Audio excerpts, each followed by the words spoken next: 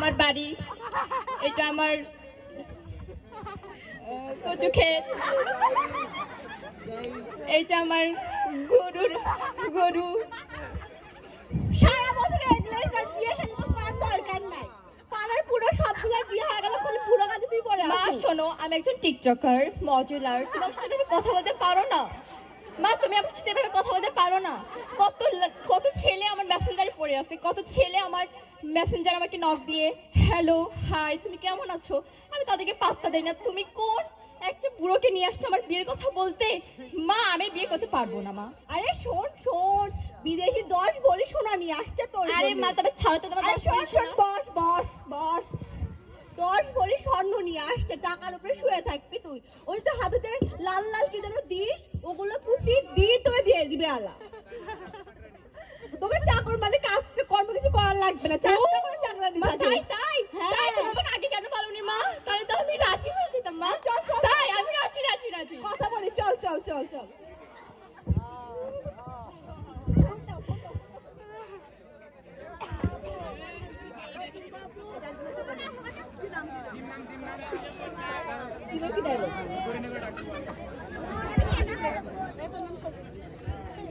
মা জরি রে, হ্যাঁ মা বলো। এই নাম্বারটাকে তুলে দে তো, দেখ তো। কি মা তুমি একটা নাম্বার উঠাতে পারো না? দাও আমাকে, দাও দাও দাও। ফোন এগুলা এই নাও। যা এখন তুই। হ্যালো চাচা, আমার মেয়ে তো রাজি, তো আপনি কবে দেখতে আসবেন?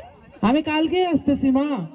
ও তাহলে তাড়াতাড়ি চলে আসুন। আচ্ছা আচ্ছা ঠিক আছে, তোমার মেয়েরে রেডি করে রাখো, আমি কালকে আসতেছি। আসুন আসুন।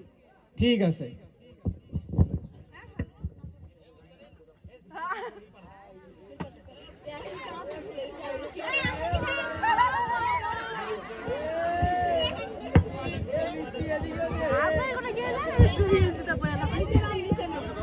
এত বছর পরে ফাইনালি আমার একটা বিয়ের কথা হচ্ছে, তাই এখন যদি আমি খালি হাতে চিংড়ি দেখতে যাই, মান সম্মান থাকবি?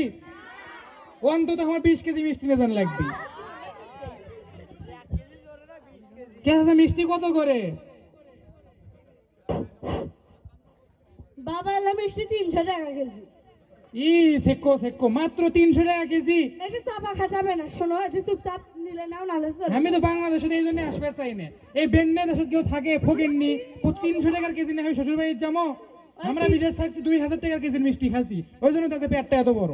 সেটাই তো, ওটি পচা মিষ্টি খায় পেটুঙ্গে আছে। আচ্ছা এত গল্প করো না, দাও 10 কেজি মিষ্টি দাও। ধরো নাও, 10 কেজি আছে, দাম কিন্তু 300 টাকাই। হ্যাঁ ধরো 300 টাকা করে নাও।